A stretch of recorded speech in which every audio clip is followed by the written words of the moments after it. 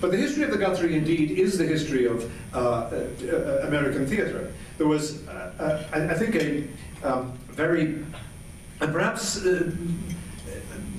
excessive expectation about the Guthrie and its foundation, because writing about the idea of regional theatre in the United States, a theatre historian wrote, another more important possibility opened up with the emergence of the Guthrie Theater. The possibility that from the regional theatre might come a national theatre for America. Before the Guthrie, there had been scant justification for such an idea.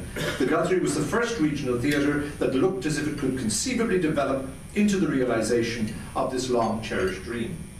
Now, the Guthrie is not the National Theatre of America. It never was, it never could be, and nor does it lay any such claim. The United States of America does not have a national theatre in the same way that European countries does. Neither geography nor the history of this country would allow, indeed, such a single entity to represent the broad, diverse cultural values and the cultural achievement within the United States. But what we have said about the Guthrie, and one of the reasons we've developed our program the way we have, is that the Guthrie can become and should be a national centre for theatre art and for theatre education. A centre is, in my terms, a centre is somewhere to which things come and from which things go. To which a centre is somewhere where you draw the best together, whether it be from local talent, and indeed we are blessed in this community with an extraordinary range of wonderful actors, whether it be national talent, and we've seen that over and over again. From the early days, the Guthrie attracted major national figures. We were talking earlier about Hume Cronin. The first season had Hume Cronin, Jessica Tandy, Zoe Caldwell, a number of actors who then, of course, not only went on to become the great actors of the United States, but already at that time had quite a reputation. But we also believe that the Guthrie as a national centre should attract international attention. And that's why we have, over and over again, emphasized that the Guthrie here in the heartland of the United States of America sees itself not solely as a local theatre, though indeed we serve the local population, and it is the local population here, not only in the Twin Cities but throughout the region, that has supported the Guthrie with extraordinary generosity. We could not survive without the both state and individual support that we've got. But the Guthrie does have an international remit. We were founded by one of the great directors of the world, a man born in England but who was of Irish descent, and indeed did, as years went on, Tyrone Guthrie ended up living in Ireland, so we claim him. And that is why, at the moment, we are celebrating the work of a major international writer, Christopher Hampton. Christopher Hampton has won Tony Awards for his work on Sunset Boulevard. He's won Oscar for Atonement, the movie based on the Ian McEwan novel. And he has, of course, with Les Liaisons Dangereuses, made an international reputation both on stage and on screen.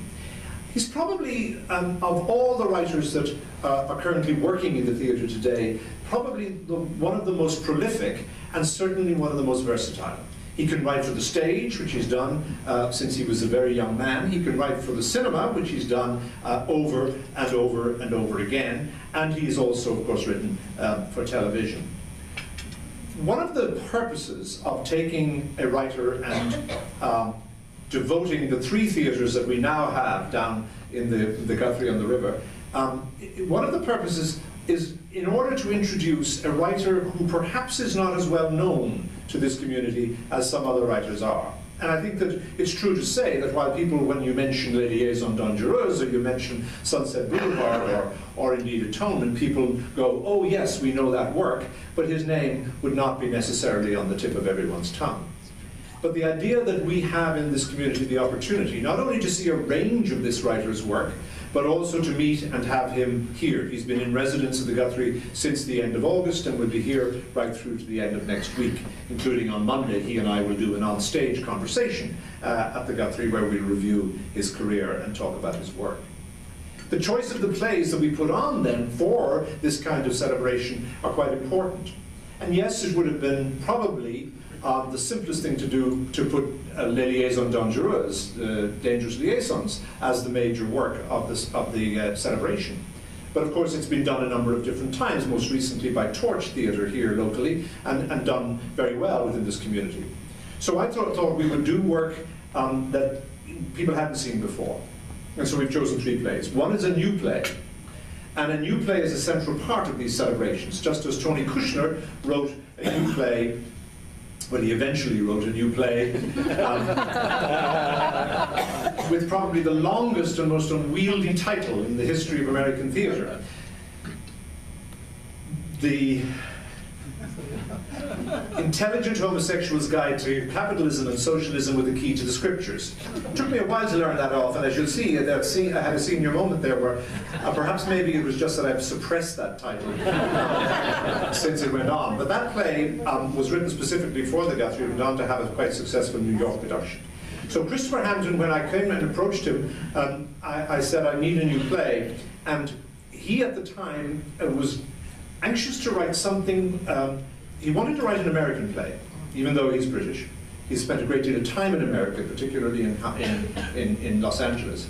And he wanted to write a play that reflected something both of the past, the present, and indeed looked at the way in which history shapes who we are as a people. He had done a libretto for an opera by Philip Glass based on the last week of the Civil War. It was called Appomattox, as indeed is his new play. And so he took the libretto and he expanded it so that in fact it deals not only with the end of the Civil War, that last week at Appomattox when Grant and Lee came together to end what was one of the bloodiest and most awful wars in human history, and do so in a way that, as we'll see in the play, was both civilized in its execution and also hopeful that it would indeed bring the country back together again after this terrible chasm. The second act of the play, however, is set in 1965, exactly 100 years later, at a time when civil rights was not only the most dominant political issue of the day, but also a major moral and social issue that still hadn't been resolved since Abraham Lincoln emancipated the slaves. And so the whole issue of how history, in fact, relates period to period, and how that informed was that there was a young man called Jimmy Lee Jackson who was murdered. The Selma March was actually as a result of that murder. And Jimmy Lee Jackson was murdered by a state trooper. Many, many years later, that state trooper, 45 years later almost, that state trooper spoke to a journalist and admitted that he had actually killed Jimmy Lee Jackson on that day. The fact that he spoke to that journalist led to an indictment and a conviction. But while we know that Jimmy Lee Jackson and many others were killed at that time, 40 years later, still in the South, this state trooper got 6 months in jail for the murder of a young man who had been murdered so many years previously. Christopher saw this as the starting point of a play that would indeed try to deal with both the historical facts, but also the difficulties of reconciling some of those historical differences, and how 100 years later, and more than 100 years later, the remnants of civil war still remain within the division between North and South. It's a fascinating play. It deals very strongly with the history of those two periods, but particularly in the second act, it deals with Lyndon Johnson and his the difficulties that he had to try and get the Voting Rights Act in 1965, and his recognition that in so doing he would lose the South for the Democratic Party, and knowing that it was worth doing that if he was going to right this terrible wrong. So it's a fascinating work. That's the play that we've done as the new play, and it's in the Maguire Proscenium. The play that we've chosen for the Wortley Thrust stage is a play called Tales from Hollywood, which he wrote in 1982 as a commission that he got from the Mark Taper Forum in Los Angeles to write something about Los Angeles, something that actually would celebrate, I think it was a bicentenary of the city of Los Angeles. 9 plays were commissioned. he was the only one who actually produced a play. And this play doesn't like Los Angeles very much. So here you have the celebration of the city's great beginnings and the city's great history, with a play that actually every character that comes on, practically, says, I hate this place sucks, this is awful. And I can't imagine how it went down in Los Angeles in 1982. But the play is a fascinating study, because it's a play where Christopher combines his extraordinary humor. He's got a great ability to write comic lines with a tremendous interest in European literature and European history. And the play is set in the late 1930s, early 1940s, the beginning of world, it spans actually from 1939 right through to the early 50s.